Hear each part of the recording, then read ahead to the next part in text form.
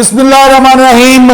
अस्सलाम वालेकुम नाजरीन, मैं हूं बाबर हयात और आप देख रहे हैं 24/7 उर्दू न्यूज पर होम एक्सपेंस के ताउन से Babar Hayat show. Pakistan super league almost अब कह सकते हैं कि बिल्कुल अपने बिजनेस एंड की जानिब ना सिर्फ बढ़ चुकी है बल्कि पहुंच चुकी है, क्योंकि आज एक ऐसा मैच हुआ है जिससे पाकिस्तान सुपर लीग के अब टॉप 4 टीम्स जो है वो कंफर्म हो गई हैं। और मैं तो ये कहूंगा कि पाकिस्तान सुपर लीग अपने सीजन 1 सीजन 2 की तरफ वापस पलट गई है, क्योंकि एक बार फिर लाहौर और कराची की टीमें पाकिस्तान सुपर लीग से बाहर हो गई हैं। और ये वो टीमें कि जो पाकिस्तान सुपर लीग की चैंपियंस रही हैं, और लाहौर कलंदर्स की टीम तो पिछली दो बार चैंपियन रही है।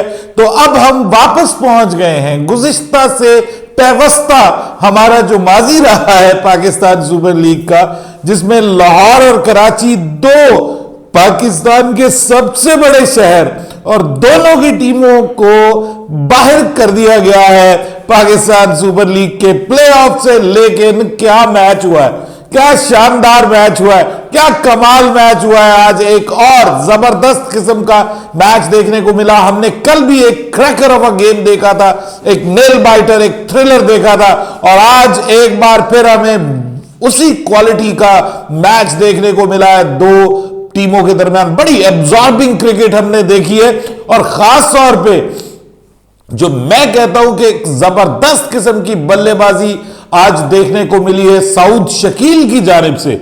जिस तरीके से उसने प्रेशर को एब्जॉर्ब किया और T20 क्रिकेट में उसने प्रॉपर क्रिकेट खेल के अपनी टीम की जीत में इंपॉर्टेंट रोल प्ले किया। लेकिन मैं समझता हूं सर कि आखिरी छक्का मोहम्मद वसीम ने मारा है। आप उसका क्रेडिट बिल्कुल नहीं ले सकते, क्योंकि अगर वो छक्का ना लगाता, वहां पर वो आउट हो जाता या वो 1-2 रन भी बना लेता, तो ये मैच कोयटा ग्लैडिएटर्स जीत गई थी। और कराची किंग्स के जो फैंस थे उन्होंने जश्न मनाना था।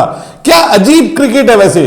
पिछले मैच में कराची किंग्स वाले ये कह रहे थे कि कहीं लाहौर ये जीत ना जाए, मतलब ऐसा ना हो जाए कि कहीं लाहौर मैच जीत जाए और कराची किंग्स के चांसेस खत्म हो जाए। वहां पे लाहौर किंग्स को हराने की दुआएं हो रही, लाहौर कलंदर्स को हराने की दुआएं हो रही थी, और आज दुआएं हो रही थी कराची सारे में कि लाहौर कलंदर्स जीत जाए, कोयटा ग्लैडिएटर्स हार जाए। लेकिन ऐसा हो नहीं सका, क्योंकि सर मैं अब आपको एक बार फिर बताता हूं कि कप्तानी और कप्तानी से बढ़कर शाहीन आफरीदी की bowling, big big question mark on it. अगर आप 14 रन आखिरी ओवर में बचा नहीं सकते, ठीक है मैं मानता हूं कि अगर 8-10 रन होते तो वो किसी भी बॉलर के लिए मुश्किल होते, लेकिन सर आपकी ही टीम के जमान खान ने इससे कम रन्स डिफेंड किए हुए हैं। आप नहीं डिफेंड कर पाए। आप कप्तान हैं, आप नंबर 1 बॉलर कंसीडर किए जाते हैं पाकिस्तान के। आपने हमें T20 वर्ल्ड कप जितवाना है, और आप मोहम्मद वसीम जूनियर से आखिरी बॉल पे छक्का खा रहे हैं, और आप डिफेंड नहीं कर पाए अपने इस 14 रन के ओवर को भी। तो भाई सवालात उठते हैं, कप्तानी के ऊपर भी सवालात उठेंगे, और उसके बाद जो आपकी बॉलिंग है उसके ऊपर भी सवालात उठेंगे। ठीक है, आज आपका तुक्का लग गया, आपने 50 मार लिया। हालांकि अगेन मैं ये कहता हूं कि आज भी ये गलती हुई है, आज भी गलती हुई है। आपको प्रॉपर बल्लेबाजों को ऊपर लेके आना चाहिए, प्रॉपर ऑलराउंडर्स को ऊपर लेके आना चाहिए। अगर आप, मैं मिसाल दे रहा हूं, अगर आप 50 मैच खेल के तो बीच में 2 50s बनाते हैं, तो आर यू एन ऑलराउंडर? नहीं सर, आप ऑलराउंडर नहीं है। और ये बिल्कुल, मैंने परसों इस पे बात की थी, मैंने आपको बताया था कि अगर वो खुद बल्लेबाजी के लिए ना आता और प्रॉपर बल्लेबाज को वहां पे भेजता, सिकंदर रजा को वहां पे भेजता, तो 2-4 रन का फर्क भी बहुत बड़ा फर्क हो जाता है बाजुकात आपके जीतने के लिए। जस्ट इमेजिन कि आज 166 किए, अगर यही आज 170 किए होते तो सिचुएशन डिफरेंट होती भाइयों, सिचुएशन डिफरेंट होती। ये नेल बाइटर्स, इतने टफ मैचेस के अंदर एक एक रन कीमती होता है और आप वहां पर डिसीजंस करते हैं अपनी मजे के लिए। आपने पूरे का पूरा पीएसएल लाहौर का दांव पे लगा दिया, क्योंकि आपने पिछले 2 पीएसएल आप कह रहे थे कि जी आपने जितवाए, वो आपने नहीं जितवाए थे। आपकी कप्तानी क्यों अच्छी लग रही थी? उसकी वजह यह है कि आपकी टीम अच्छी थी और टीम अच्छा परफॉर्म कर रही थी और आपको आपके खास तौर पे राशिद खान बहुत बड़ा डिफरेंस डाल रहे थे। फिर उसके पीछे आपके पास जो सिलेक्शन थी टीम की, वो बड़ी बेहतर सिलेक्शन थी।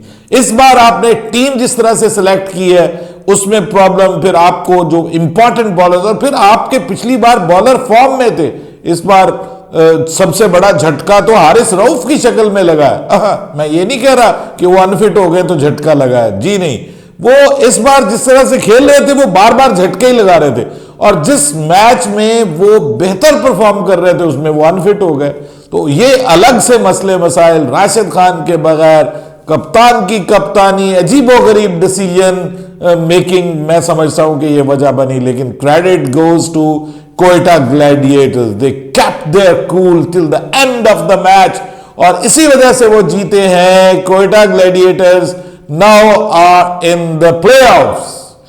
चारों टीमें फाइनल हो गई हैं जी, चारों टीमें फाइनल हो गई हैं कि कौन सी प्लेऑफ्स में पहुंचनी है। और अब पेशावर ज़ल्मी और कराची किंग्स का match is just formality, just dead rubber हो गया है। हाँ, पेशावर ज़ल्मी वो मैच जीत के अपने पॉइंट्स को आगे बढ़ा सकता है, जो स्टैंडिंग है पॉइंट्स टेबल की उसमें फर्क पड़ सकता है और क्रेडिट हमें देना पड़ेगा साउथ शकील को। बहुत अच्छा खेले वो इस पीएसएल के अंदर और आज वो बतौर वाइस कैप्टन ऑब्वियसली खेल रहे थे और अपनी टीम को उन्होंने टॉप 4 में पहुंचा दिया। मेरे ख्याल में यही वो चीज होती है कि जो आपसे आपकी फ्रेंचाइज मांग रही होती है कि टॉप 4 में पहुंच जाए। टॉप 4 में उसने पहुंचा दिया, बहुत इंपॉर्टेंट रोल प्ले किया, एक अच्छी तगड़ी इनिंग्स उसने खेली है। ये अलग बात कि वो आखिर में जो उससे वो आखिरी शॉट नहीं वो खेल पाया, लेकिन अब ये देखिए कि वो इस मैच को बिल्कुल क्लोजिंग एंड पे भी वही लेके आया। शाहीन शाह अफरीदी को जो उसने लगातार चौके मारे हैं और मार के मैच को बिल्कुल क्लोजिंग एंड के ऊपर भी वही लेके आया और जबरदस्त क्रिकेट खेली है, प्रॉपर क्रिकेट खेली है, पॉजिटिव क्रिकेट के साथ साथ उसने जहां पे जरूरत पड़ी वो आगे तक लेके गया और मैच को बिल्कुल एंड तक लेकर के गया और यही वो वजह थी कि जिसकी वजह से कोयटा ग्लैडिएटर्स ये मैच जीतने में कामयाब हुआ। अब अगर हम पॉइंट्स टेबल के ऊपर नजर दौड़ाएं तो जनाब पॉइंट्स टेबल में मुल्तान सुल्तान पहले नंबर पे, Islamabad United extra ordinary match जीती है आज मुल्तान सुल्तान को शिकस्त देके और 3 मैचेस मुल्तान सुल्तान अब जीत चुकी है, 12 पॉइंट्स के साथ हार चुकी है, 12 पॉइंट्स के साथ पहली पोजीशन पे मौजूद हैं 6 मैचेस जीतकर। और इस्लामाबाद यूनाइटेड 5 मैचेस जीते हैं लेकिन 11 पॉइंट्स के साथ ऊपर है, कोई एक मैच इनका टाई हुआ था। पेशावर ज़ल्मी तीसरे नंबर पे 9 मैचेस के साथ 11 पॉइंट्स के साथ जो है ये तीसरे नंबर पे हैं और चौथे नंबर पे कोयटा ग्लैडिएटर्स हैं, ये भी 9 मैचेस के साथ जो है वो 11 नंबर पे। अभी इनके मैचेस पड़े हुए हैं, कराची किंग का एक मैच पड़ा हुआ है वो तो हो गया डेड रबर, लेकिन लाहौर कलंदर्स ने यहां पे अपना सफर खत्म कर लिया। 10 मैचेस खेले हैं और सिर्फ 3 पॉइंट्स हासिल किए हैं, यानी एक मैच जीता है और एक जो है वो उन्होंने आप कह लीजिए कि वो तो तोहफे में मिला था बारिश की वजह से, वो उनको मिला है। और कराची किंग्स 8 पॉइंट्स लेके obviously they will be thinking कि अब हमारे लिए अगला मैच हम जीत के 10 पॉइंट्स जरूर हासिल कर लेंगे, लेकिन रहेंगे वो 5वें नंबर पे ही, क्योंकि बाकी सब टीमों के पॉइंट मिनिमम 11-11 हो चुके हैं और अगले मैचेस वो हार भी जाए तो कोई फर्क नहीं पड़ता भाई, फिर भी वो प्लेऑफ्स में हैं, ये ज़हन में रखिएगा। लेकिन अब जो फर्क पड़ना है वो टॉप पे नंबर 1 पे कौन सी टीम आती है, नंबर 2 पे कौन सी टीम आती है, 3 और 4 पे कौन सी आती है, क्योंकि आपको पता है एलिमिनेटर 1, एलिमिनेटर 2 और क्वालिफायर, ये इसका फैसला नंबरों के ऊपर होना है। स्टिल इंटरेस्ट बाकी है, लेकिन लाहौर और कराची के लिए बाय बाय टाटा, आप जाइए। रमजान शुरू हो रहा है बाय द वे, जहां जहां दुनिया भर में रमजान का आगाज हो गया है। कल पहला रोजा है, बहुत से दुनिया के मुल्कों में जहां जहां लोग हमें देख रहे हैं उन सबको रमजानुल मुबारक की आमद मुबारक।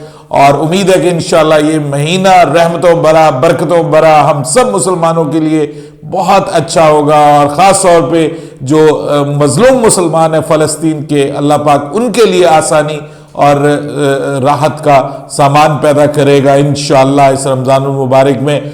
और उसके बाद पाकिस्तान में भी आपको पता है, इंडिया पाकिस्तान में भी मोस्ट प्रोबेबली ट्यूसडे से रमजान का आगाज होने जा रहा है, तो इस हवाले से कुछ टाइमिंग भी चेंज हुई है। अब पाकिस्तान सुपर लीग के जो मैचेस हैं वो रात 9 बजे पाकिस्तान के मियारी वक्त के मुताबिक कल से स्टार्ट होंगे। सो कल जो पेशावर ज़ल्मी का मैच है कराची किंग्स के साथ, वो शाम रात 8 बजे की बजाय 7 बजे की बजाय रात 9 बजे होगा, क्योंकि तरावी के बाद, आप समझ लीजिए कि तरावी की नमाज के बाद ये अब मैचेस हुआ करेंगे। सो रमजान स्टार्ट हो रहा है और उसमें हम बिजनेस एंड पे पहुंच गए पाकिस्तान सुपर लीग पे, लेकिन लाहौर ने दिल तोड़ा है, जहां वहां कराची ने भी काफी दिल तोड़ा है।